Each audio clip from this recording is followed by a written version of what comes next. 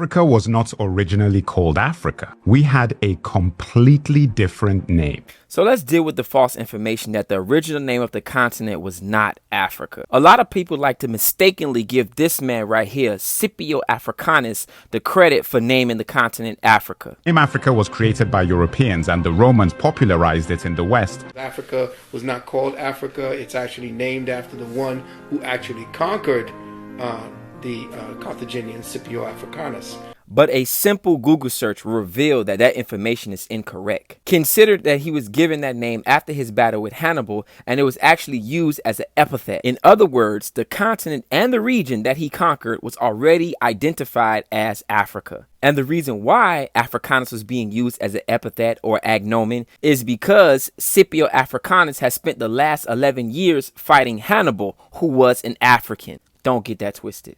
So when Scipio Africanus eventually defeated Hannibal, unfortunately, they named him Africanus after the African country or area that he conquered. So no, Africa is not named after him. But to further prove my point, if you look at his brother, Asiaticus, he earned his name after conquering certain parts of Asia. As Queen Mother of Four and other African scholars have said before, the indigenous name is Africa.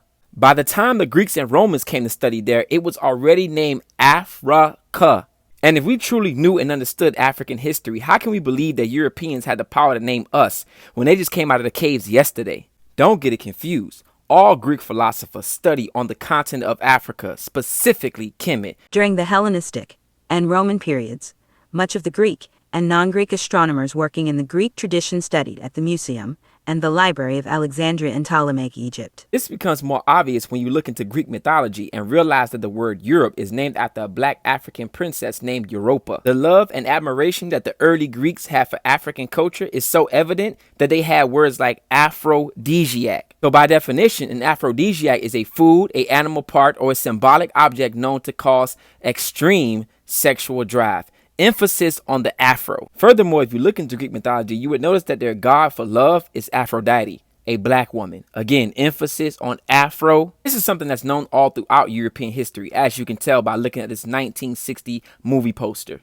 The love for African hair and culture is very much celebrated in early European culture. As you can see by the term kinky that represents something sexual. Our hair is kinky. Get it? And when you go deeper into the story of Europa, you would notice that she was an African princess. But it gets kind of weird, has something to do with a cow and a kidnapping, so take my word on it. And again, this information is not lost on European scholars, as you can see by this quote from Count Voli, who was Napoleon's right-hand man. He says, "Just think that the race of black men, today our slave and the object of our scorn, is the very race to which we owe our arts, science, and even the use of speech." Quick little side note, Count Voli was so fascinated with Egyptian Kemetic culture that when he passed away, he wanted them to put an Egyptian pyramid on his tombstone. So is Africa named after a European? No, but Europe is named after an African. So why do we hate calling ourselves African or identifying the continent as Africa?